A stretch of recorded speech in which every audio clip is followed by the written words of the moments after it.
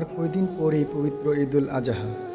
সবার সাথে আমরাও ঈদগাহ ময়দানে ঈদের নামাজ আদায় করতে যাব, কিন্তু বৃষ্টির কারণে রাস্তার এমন বেহাল অবস্থা, চলাচল করাই এখন অনেক কষ্টকর হয়ে গেছে। ছোট ছোট শিশু, বয়স্ক মানুষ ও সাধারণ মুসল্লিদের ভোগান্তির যেন শেষ নেই। তবুও আশা করি সকল কষ্ট দূর করে আমরা সুন্দরভাবে ঈদের আনন্দ ভাগাভাগি করতে পারবো। আপনারা দেখতেই পাচ্ছেন উরুয়াইল ঈদগাহ ময়দানে এখনও বন দান ময়দানে আছে। এগুলা কবে নেবে? ঈদগাহ ময়দান কি এগুলা করার জায়গা? আপনারাই বলুন। আমাদের সম্মানিত চেয়ারম্যান সাহেব ও মেম্বার সাহেব অত্যন্ত ভালো মনের মানুষ।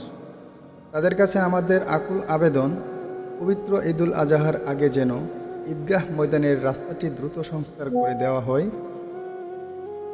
বৃষ্টির কারণে রাস্তার অবস্থা খুবই খারাপ হয়ে গেছে, যার ফলে সাধারণ মানুষ, বয়স্ক মুসল্লি ও ছোট ছোট শিশুদের চলাচলে অনেক কষ্ট হচ্ছে। ঈদের নামাজ আদায় করতে হাজারো মানুষ এই রাস্তা ব্যবহার করবে। আশা করি জনগণের দুর্ভোগের কথা বিবেচনা করে দ্রুত প্রয়োজনীয় ব্যবস্থা গ্রহণ করবেন। এটাই এলাকাবাসীর প্রাণের দাবি।